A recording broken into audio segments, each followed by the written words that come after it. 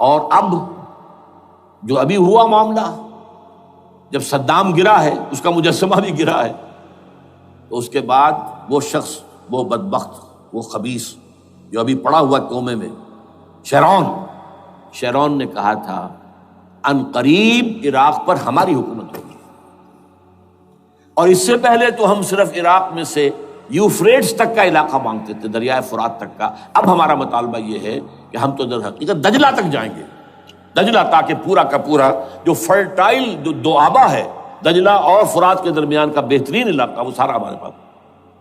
اس سے آپ اندازہ کر لیجئے کہ یہ دونوں چیزیں جو ہیں دونوں جگہ موجود ہیں۔ وہاں مذہبی زیادہ ہے افغانستان کا، لہذا یہاں بہت بڑی جو ہے کولیشن بن گئی۔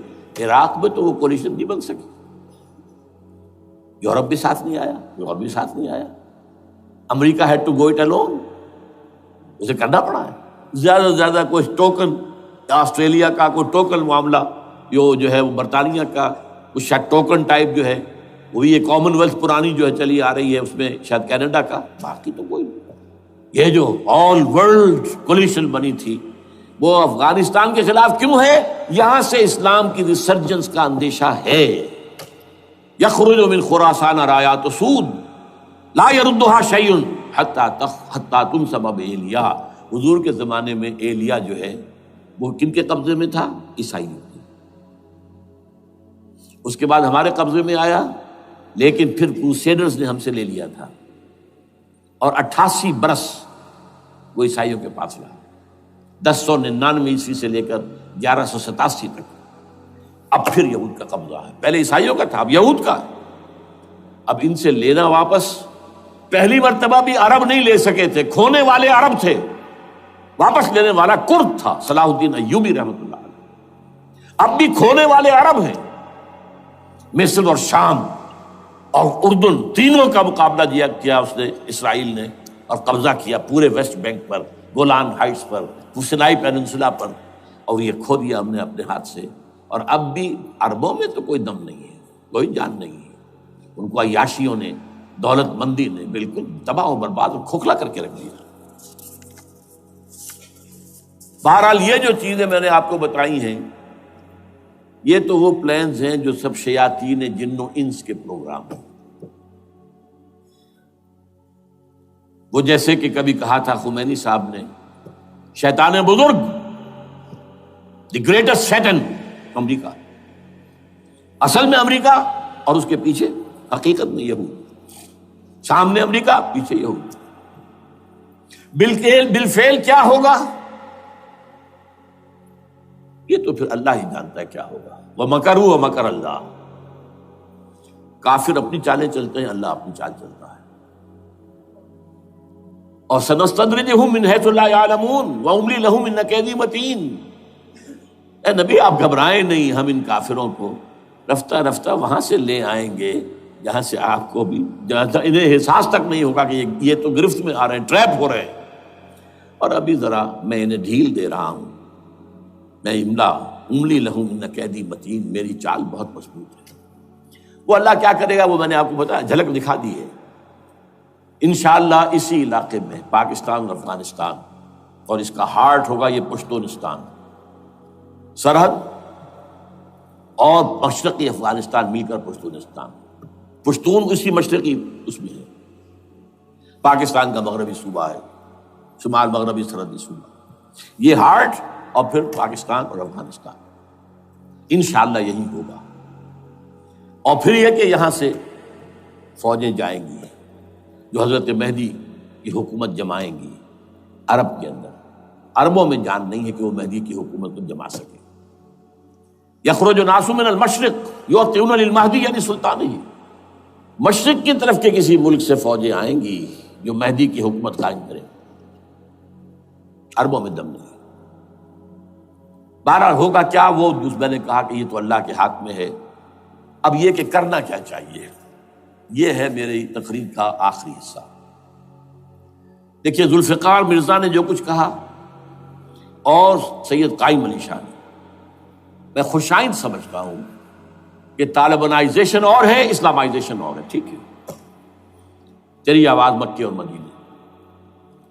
طالبانائزیشن کے اندر کچھ بغیر تعلیم یافتہ، کچھ جذباتی، اس طرح کے لوگ بھی ہیں جن میں انتہا پسندی بھی ہے، جیسا کہ میں پہلے بیان کر چکا ہوں۔ افغانستان میں ہوا ہے، افغانستان کے اندر بھی رفتہ رفتہ وہ اپنی ان چیزوں سے نکل رہے تھے، نکل جاتے ہیں، لیکن موقع نہیں دیا گیا، nip the evil in the bud ختم کر دیا گیا۔ اسی طرح ہمارے سرحدی صوبے میں جیسا کہ میں بتایا 3 قوتیں برسرکار ہیں، who knows it، کون کیا ہے۔ لیکن بہرحال یہ کہ پہلی بات یہ، اسلام اور پاکستان لازم و ملزوم ہیں۔ یہاں اسلام آئے گا تو یہ ملک رہے گا، نہیں آئے گا تو ختم ہو جائے گا، اس میں کوئی شک نہیں۔ میری 2 کتابیں پڑھ لیجیے اگر اللہ توفیق دے، ہمت دے۔ اسلام اور پاکستان، یہ سن 67-68 کی تحریر ہے میری۔ جینیسس آف پاکستان کیا تھا، how Pakistan came into existence. پھر یہ کہ میں نے استحکام پاکستان کے نام سے سن 85 کے اندر کتاب لکھی ہے، یہ دونوں کتابیں پڑھی ہیں۔ پاکستان کا کوئی جواز نہیں اگر یہاں اسلام نہ آئے، اور واقعتاً ہم جواز کھو چکے ہیں، یہ تو اللہ تعالیٰ ہمیں مہلت دے رہا ہے۔ لیکن اب یہ سمجھ لیجئے، یہ اللہ تعالیٰ کی طرف سے ایک خاص مہلت ہے، اور شاید آخری مہلت ہے جو ہمیں مل رہی ہے۔ یہاں اسلامائزیشن نہ ہوا تو یہ ملک نہیں رہے گا۔ میں یہاں آپ کو ایک شعر سنا دوں، ہے تو ایک ایسی شخصیت کا جو کچھ کنٹروورشل بھی ہو گئی، بعد میں بدنام بھی ہو گئی۔ ایک زمانے میں جماعت اسلامی کے بڑے مخلص کارکن تھے وہ، مولانا کوثر نیازی۔ انہوں نے ایک بڑا تلخ شعر کہا تھا، اسلام کو اگر تیری فضا راس نہ آئے، اے میرے وطن تجھ کو کوئی آگ لگائے۔ ہمیں اسلام چاہیے، اور اسلام نہیں آئے گا تو یہ ملک نہیں رہے گا۔ کوئی زرداری، کوئی نواز شریف اس ملک کی بقا کی ضمانت نہیں دے سکتا۔ اس کی بقا ہے اگر تو اسلامائزیشن میں۔ 61 سال کی ہماری بے وفائی اللہ کے ساتھ کیے ہوئے وعدے کی، اس کا ایک عذاب ادنا ہم جھیل چکے ہیں۔ 71 یاد کی، سن 71 پاکستان 2 لخت، 93,000 مسلمان پاکستانی بھارت کی قید میں بھیڑوں بکریوں کی طرح ہانک کر لے جائے گئے، ٹرکوں میں بھر بھر کر، جیسے کہ ڈیرہ غازی خان سے بھیڑیں بکریاں آتی ہیں لاہور میں ذبح ہونے کے لیے، کنسنٹریشن کیمپس میں۔ ہمارے ٹائیگر نامی جرنیل نے پیش کیا اپنا ریوالور، کتنے لوگ مارے گئے، کتنا فساد ہوا، مسلمان کے ہاتھوں مسلمانوں کا خون کتنا ہوا۔ یہ اللہ کا ایک خاص عذاب ہوتا ہے۔ میں نے وہ آیت آپ کو سنائی تھی، قل هو القادر على ان يبعث عليكم عذابا من فوقكم او من تحت ارجلكم۔ اے نبی سے کہہ دیجیے اللہ اس پر قدرت رکھتا ہے، جب چاہے تم پر کوئی عذاب اوپر سے بھیج دے، تمہاری زمین کے نیچے سے نکال دے۔ زلزلہ آیا تھا کہ نہیں؟ او یلبسکم شیعا، ایک تیسری شکل بھی ہے، نہ اللہ آسمان کو کوئی تکلیف دے نہ زمین کو، زمین پھٹے گی تو آدمی جائے گا نا اندر، بلکہ تمہیں گروہوں میں تقسیم کر کے، او یلبسکم شیعا فیذیق بعضکم بعض بعض، تو ایک دوسرے کی قوت کا ایک دوسرے کو مزہ چکھائے، تم خود ایک دوسرے کے گلے کاٹو۔ ہمیں کسی اور قوم کو تکلیف دینے کی ضرورت نہیں ہوگی، یہ کام ہمارے ساتھ ہو چکا ہے 1971 میں۔ بہرحال اب اس کے بعد بھی تاخیر تو ہماری جو کی تو ہے، اب ہم اس جگہ پر پہنچ گیا کہ شاید اب عذاب الاکبر آنے والا ہے۔ وہ آیت بھی میں نے شروع میں پڑھی تھی، وَلَنُذِيقَنَّهُم مِّنَ الْعَذَابِ الْأَدْنَىٰ دُونَ الْعَذَابِ الْأَكْبَرِ لَعَلَّهُمْ يَرْجِعُونَ۔ چھوٹا عذاب آیا سن 71 میں پاکستان، بہرحال مغربی پاکستان تو برقرار رہا، اس کا نام بھی پاکستان رہا۔ اب شاید بڑا عذاب آ رہا ہو، بلکنائزیشن جس کے نقشے جو ہیں دنیا میں شائع کیے جا چکے ہیں۔ اور اس اسلامائزیشن کے لیے جو میں کہہ رہا ہوں کہ اس کے بغیر یہاں پاکستان نہیں رہے گا، اس کے لیے اس کی جو دستوری، تدریجی، قانونی، پرامن اگر راستہ اختیار نہ کیا گیا تو ملیٹنسی بڑھے گی، یہ رکنے والی نہیں ہے۔ یہ جو اوپر کا جو علاقہ ہے، ایک ٹرائنگل ہے جس کا نقشہ کھینچا ہے ایک بہت بڑے مصری ادیب اور مورخ نے، شکیب ارسلان ان کا نام تھا۔ انہوں نے کہا ہے کہ یہ پامیر، سطح مرتفع جو ہے پامیر، جسے روف آف دی ورلڈ کہا جاتا ہے، اس سے پہاڑوں کے سلسلے نکلتے ہیں، کوئی چین کی طرف چلا گیا، کوئی تبت کی طرف چلا گیا، کوئی قراقرم ادھر آ گیا پاکستان کی طرف، ہمالیہ آ گیا پاکستان انڈیا کی طرف، ادھر ہندو کش چلا گیا افغانستان میں۔ یہ سب جیسے کہ ایک جو پہیا ہوتا ہے اس کے جو لگے ہوتے ہیں اسپوکس جنہیں کہتے ہیں۔ اس نے کہا کہ ایک طرف ہمالیہ اور ایک طرف ہندو کش، اس کے درمیان میں جو قوم رہتی ہے، اب نوٹ کر لیجیے، یہ ہمالیہ کا اینڈ جو ہے مغربی، وہ کیا ہے، یہ نتیا گلی وغیرہ اسی کا حصہ ہے، اس کے بعد ختم، دریائے سندھ بہ رہا ہے، لیکن اوپر جا کر وہ ٹرن دیتا ہے رائٹ کو، تو پھر اب وہ قراقرم اور ہمالیہ کے درمیان جاتا ہے، یہاں تک کہ انڈیا سے جو اس کا داخلے کا راستہ آ جاتا ہے۔ لیکن یہ جو ہے یہ درمیانی راستہ، یہ اصل میں ہندو کش ادھر اور ہمالیہ ادھر، اس کے درمیان جو قوم آباد ہے، اور اس ٹرائنگل کا بیس ہے مالاکنڈ کا پہاڑ، مالاکنڈ، ہمالیہ، ہندو کش۔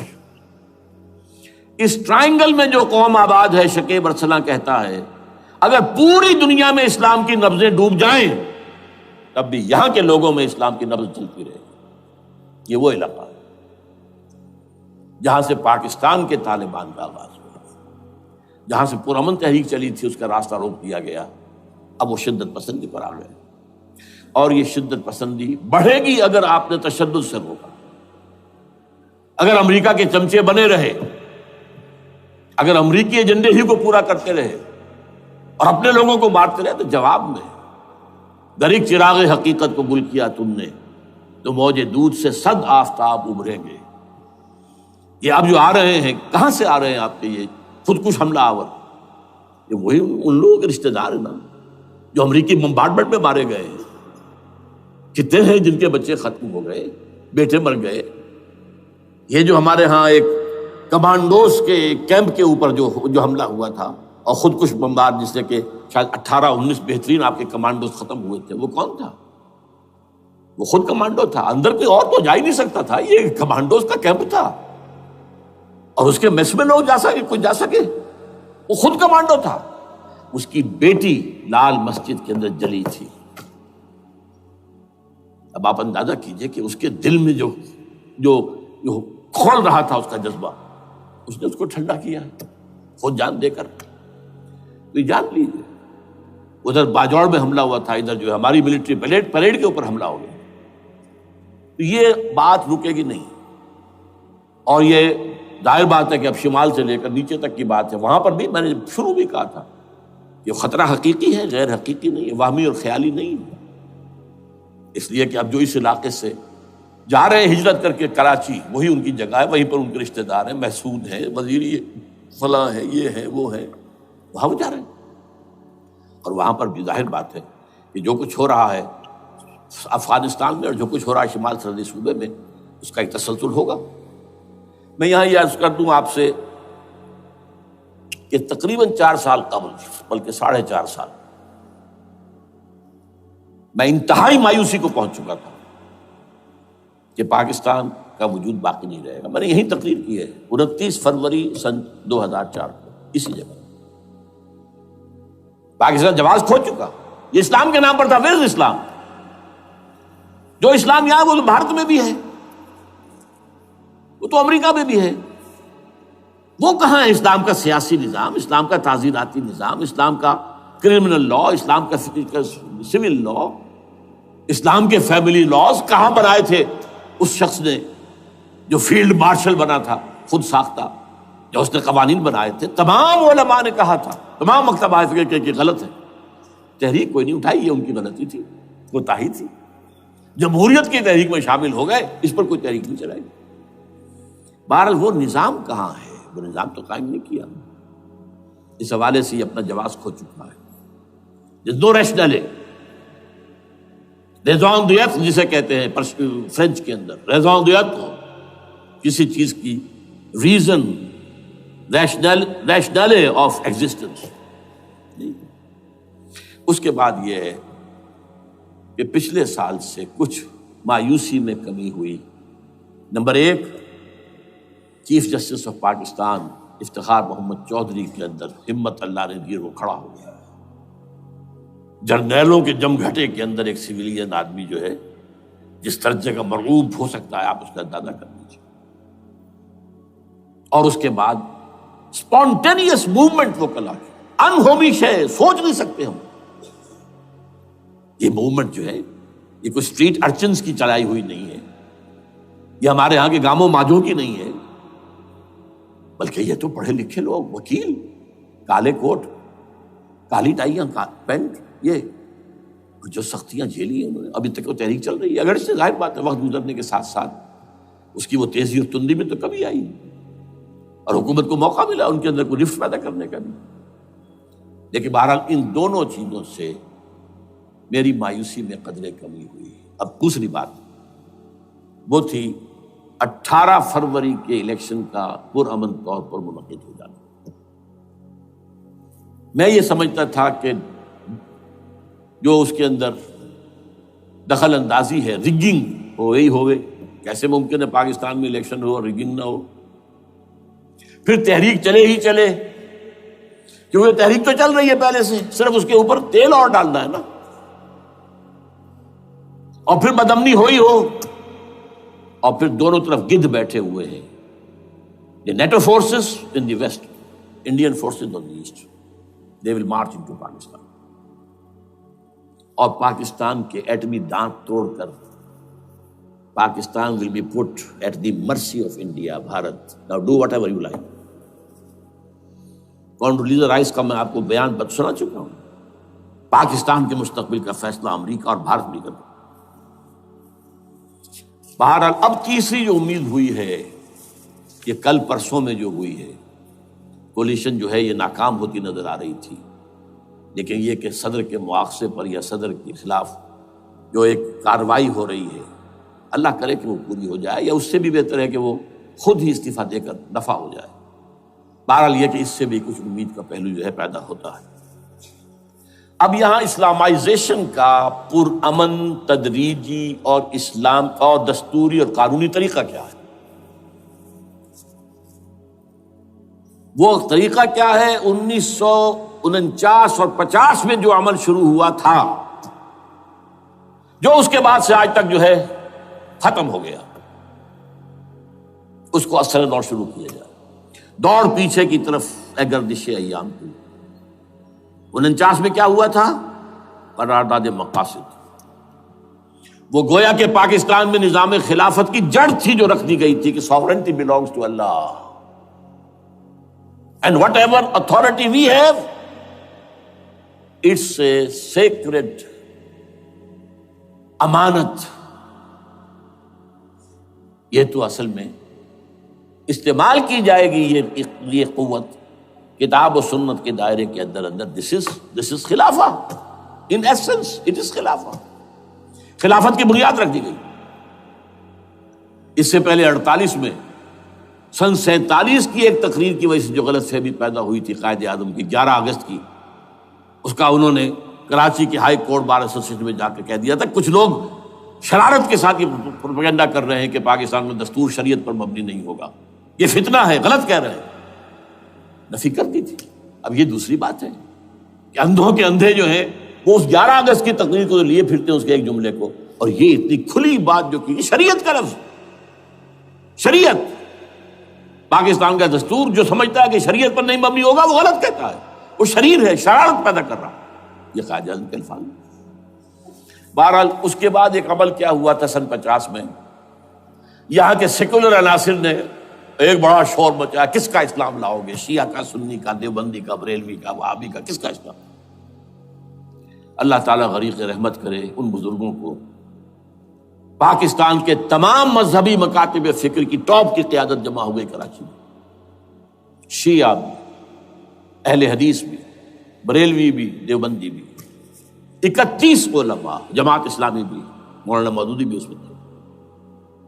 انہوں نے 22 پرنسپلز ایگریڈ اپون، دستور بنانے کے لیے یہ 22 پرنسپلز ہیں، حاضر ہیں، بناؤ دستور۔ اب کوئی دلیل نہیں رہی، کوئی عذر نہیں رہا تمام مکاتب فکر کے لوگ جمع۔ بعد میں ہوا کیا ہے، اس میں کس کا کتنا رول ہے، یہ بڑی درد بھری داستان ہے، میں اس وجہ کو چھیڑنا نہیں چاہتا۔ حاصل کیا ہے، وہاں سے ہمارا پروسیس ڈیریل ہوا، کچھ اپنوں کے کیے، کچھ بیرونی دباؤ کے تحت۔ قرارداد مقاصد کی سزا دی گئی لیاقت علی خان کو، تم نے پاس کرائی ہے۔ اسے ایسے قتل کیا گیا کہ سراغ تک نہیں ملا کہ کس نے قتل کیا۔ یہ ایسے تو نہیں ہوتا، اس میں پیچھے بڑے بڑے کریکٹرز، بڑے بڑے کردار۔ اب اس کے بعد وہ عمل کیسے شروع ہو؟ ضیاء الحق نے جو ایک ادارہ قائم کیا تھا فیڈرل شریعت کورٹ، اصولی اعتبار سے بہترین قدم تھا۔ وہ کیا تھا؟ یہ شریعت کورٹ ہے، اس میں کوئی شخص لائے پیٹیشن کہ پاکستان کا فلاں قانون جو ہے میں ثابت کرتا ہوں کتاب و سنت کے منافی ہے، یا کورٹ سو موٹے لے لے کسی بھی معاملے کو، ایگزسٹنگ جو قوانین ہیں ان کا جائزہ لے کہ اس میں یہ پورا قانون یا اس کی یہ شق جو ہے یہ خلاف شریعت ہے، اس پر آرگومنٹ ہو، دونوں طرف کے دلائل ہوں، علماء بھی آئیں، وکلاء بھی آئیں، بحث کریں۔ شریعت کورٹ کا تو میدان ہوتا کھلا۔ بالآخر اگر کورٹ فیصلہ دے دے کہ ہاں یہ ایگزسٹنگ قانون یا جو قانون قابل زیر غور ہے بننے جا رہا ہے یہ خلاف شریعت ہے یا جزوً شریعت کے خلاف ہے، تو وہ اسے کینسل کر دے گا اور کہہ دے گی کورٹ کہ اگر یہ مرکزی معاملہ ہے تو مرکزی حکومت، صوبائی معاملہ تو صوبائی حکومت اتنی مدت میں 3 4 6 مہینے کے اندر اندر اس کی آلٹرنیٹ لیجسلیشن کر لیں، جیسے ہی مہلت ختم ہوگی یہ قانون ڈیفنکٹ ہو جائے گا۔ اصولی اعتبار سے اس سے زیادہ صحیح اسکیم کوئی نہیں سوچ سکتا، آج بھی میں قائل ہوں۔ لیکن یہ بدبختی تھی اس شخص کی، ضیاء الحق کی، اس کو بالکل غیر مؤثر کر دیا۔ 2 ہتھکڑیاں پہنا دی، 2 بیڑیاں پہنا دی۔ کانسٹیٹیوشن آف پاکستان آپ کے دائرۂ کار سے خارج ہے، یہ سیکریٹ کاؤ ہے، ہاتھ نہ لگانا۔ جو جوڈیشل پروسیجرل لاز ہیں، ضابطۂ دیوانی، ضابطۂ فوجداری، یہ بھی تمہارے دائرے سے خارج ہے۔ مالی معاملات 10 سال تک خارج، اور فیملی لاز مستقل خارج۔ انا للہ و انا الیہ راجعون۔ اب کرنے کا کام کیا ہے؟ نمبر 1، فیڈرل شریعت کورٹ کے دائرے پر جو تحدیدات ہیں، لیمیٹیشن ختم کی جائیں یکسر۔ نمبر 2، اس کا سٹیٹس کم سے کم ہائی کورٹ کے درجے کا ہونا چاہیے۔ نمبر 3، اس میں جید علماء کو لا کر بٹھایا جائے، ان کی میجورٹی ہونی چاہیے، وکلاء بھی ہوں، جدید تعلیم کے جدید قانون کے جاننے والے، لیکن علماء بھی ہوں۔ اگر آپ جید علماء کو لے آئیں گے تو پھر وہ جو عام مولوی ہے بیچارہ، وہ جو پوری طرح نیم خواندہ ہے یا نیم تعلیم یافتہ ہے، یا ہمارا عام آدمی ہے جو طالبان کے انداز کے اندر وہ شدت پسندی پر آ گیا ہے، اسے یہ اندازہ نہیں ہے کہ دین میں اہمیت کس شے کی اول ہے، پھر دوسری کون سی، ثانوی شے کون سی ہے۔ اب اس کے بجائے علماء، جدید علماء، تمام جو ہے مسالک کے علماء اس میں شامل کیے جائیں۔ اس کے فیصلوں پر نظر ثانی کا کھلا موقع ہونا چاہیے، ایک دفعہ عدالت فیصلہ کر دے، نظر ثانی کا موقع ہونا چاہیے۔ اور کسی شہری کی طرف سے پیٹیشن آئے یا سو موٹو، وہ جائزہ لے اور ایک ایک کر کے قوانین جو ہے غلط ختم، ان کی جگہ پر لیجسلیشن پارلیمنٹ ہی کرے گی یا صوبائی اسمبلی کرے گی۔ کورٹ کا کام لیجسلیشن نہیں ہے، وہ یہ کہہ سکتا ہے کہ یہ معاملہ جو ہے شریعت سے تجاوز کر گیا ہے، یا فلاں جو قانون تم بنانے چلے اس کی یہ شق جو ہے شریعت کے خلاف ہے، بس فیصلہ یہ دے گی۔ ظاہر بات ہے لیجسلیشن اس کا کام نہیں، لیجسلیشن جو کرے گی آپ کی نیشنل اسمبلی کرے گی، آپ کی صوبائی اسمبلی کرے گی، لیکن وہ اس کا متبادل قانون لے آئیں اور پہلا قانون ختم ہو جائے گا۔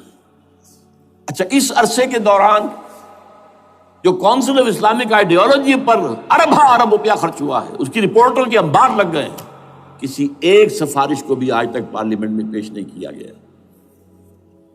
اور اس میں جید علماء رہے ہیں اور تمام مکاتب فکر کے علماء رہے ہیں۔ ان کی رپورٹوں کو رفتہ رفتہ پارلیمنٹ کے سامنے لایا جائے اور ان کے ذریعے سے نئی قانون سازی کی جائے۔ اگر آپ یہ قانونی دستوری راستہ کھول دیں گے اور تجریجاً اس طریقے سے Islamisation of laws of Pakistan ہو جائے تو ظاہر بات ہے کہ پھر جو دہشت گرد ہیں، دہشت پسند ہیں، جن کو آپ خطرہ کہہ رہے ہیں، خطرہ طالبان آنند، طالبان آ گئے، طالبان آ رہے ہیں، اب ڈرو اور بچو اور مقابلے کی تیاری کرو اور اسلحہ تیار کرو، اگر یہ کام کریں گے تو پھر ظاہر بات ہے کہ وہ تو فساد ہوگا، اور فساد کا نتیجہ کیا نکلے وہ اللہ ہی بہتر جانتا ہے۔ لیکن یہ پروسیس جو میں نے بیان کیا ہے، اگر اس پر عمل ہو جائے تو یہ وہ پروسیس ہے جسے جنرل حمید گل نے کہا تھا کہ اگر ایسا ہو جائے تو یہ سافٹ ریولوشن ہوگا، بغیر تشدد کے، بغیر کسی اور کے، اگر نیت ٹھیک ہے، اور اگر یہ واقعی جیسے قائم علی شاہ نے سمجھ لیا ہے اور جیسے کہ ذوالفقار مرزا نے سمجھ لیا ہے، اسلامائزیشن اگر اس کو سب سمجھ لے، زرداری بھی سمجھ لے اور نواز شریف بھی سمجھ لے اور سب سمجھ لے، تو ظاہر بات ہے کہ پھر کسی توڑ پھوڑ کے بغیر، کسی اور بدامنی کے بغیر، کسی تشدد کے بغیر اسلامائزیشن یہاں ہو جائے تو سب کے دل خوش ہو جائیں گے، اور یہ سارا جو بھی تشدد ہے، یہ دہشت گردی ہے، اس کے راستے بند ہو جائیں گے۔ اگر ایسا نہیں کرتے تو غیر تعلیم یافتہ یا نیم تعلیم یافتہ، جن کو کوئی پورا تصور نہیں ہے، نہ دنیا کے حالات کا علم ہے، نہ شریعت کے جو اصل مصادر اور منابع ہیں، اصل سورسز، ان تک رسائی ہے، بس کچھ چیزیں سن رکھی ہیں۔ یہ تو معلوم ہے انہیں کہ داڑھی رکھنی ہے، سنت ہے، لیکن یہ کہ یہ فرض تو نہیں ہے بھائی، پھر اس کی کوئی خاص مقدار تو معین نہیں ہے، یہ تو نہیں جانتے۔ ویڈیوز ہیں، آڈیوز ہیں، ان میں گانے ہیں، اس میں آپ کو معلوم ہے کہ عریانیت ہے، جو بھی ویڈیوز ہیں، اور وہ تو ان کو جلائیں گے ان کی دکانوں میں۔ آپ تعلیم دے رہے ہیں لڑکیوں کو، وہ جانتے ہیں جو تعلیم آپ دینا چاہتے ہیں، آپ تو ڈانس کی تعلیم کو بھی وہاں پر نافذ کر رہے ہیں، آپ نے تو تعلیم کا شعبہ ہی دے دیا اسماعیلیوں کے ہاتھ میں، لہذا ان کا تو رد عمل ہوگا، ہوئے۔ اس کا راستہ اگر روکنا ہے تو اس پروسیس سے جو میں نے بیان کر دیا ہے، جس کو میں بیان کر رہا ہوں نہ معلوم کب سے، نواز شریف صاحب، ان کے والد میاں محمد شریف صاحب مرحوم، اور شہباز شریف صاحب اور عباس شریف صاحب چاروں میرے پاس آئے تھے، 2 دفعہ آئے تھے، اور میں نے یہ ترمیمی بل پیش کیا تھا جس کے آئٹم میں نے آپ کو گنوا دیے۔ بہرحال نہیں کیا کچھ انہوں نے، لیکن یہ کہ اگر یہ نہیں کریں گے تو یہ کہ دوسری طرف یہ سمجھ لیجئے اس وقت پاکستان کے دینی مدرسوں میں شدید تحریک چل رہی ہے۔ لال مسجد یہ ایک سمبل بن چکا ہے، یہ ایک علامت ہے، اور یہ ملیٹنسی کی طرف بہت بڑی تعداد میں، خاص طور پر جو طالب علم ہیں عربی مدارس کے، طالبان کی سورس یہی تو ہے نا، یہی تھے جن سے کہ افغانستان میں طالبان ابھرے تھے اور یہیں سے پاکستان کو ابھر رہے ہیں۔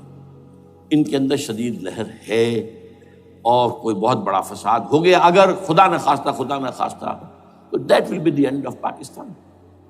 اس سے بچنا ہے تو وہ راستہ اختیار کریں جو میں نے بیان کر دیا ہے، جو میں سال سے بیان کر رہا ہوں۔ دستور کا ترمیمی بل بنا کر دیا ہے، اسے عام بھی کیا ہے۔ البتہ اس عرصے میں ظاہر بات ہے کہ ہم کیا کریں گے، ہمارا کوئی پروگرام کسی ملیٹنسی کی طرف جانے کا نہیں ہے، ہم اسے مفید نہیں سمجھتے بلکہ مضر سمجھتے، یہ کاؤنٹر پروڈکٹیو ہے۔ ہمارے سامنے پروگرام کیا ہے؟ سے نکاتی پروگرام، بڑے پیمانے پر دعوت ایمان بذریعہ قرآن، نمبر 1۔ میری تمام سرگزشت کھوئے ہوئوں کو جستجو، میری سرگزشت جو ہے 50 سال سے اسی میں ہے، قرآن کا پڑھنا، پڑھانا، سیکھنا، سکھانا، عام کرنا، اور الحمدللہ ایک بڑی ٹیم تیار کر دی ہے میں نے اللہ کے فضل سے، جو یہ کام کر رہی ہے۔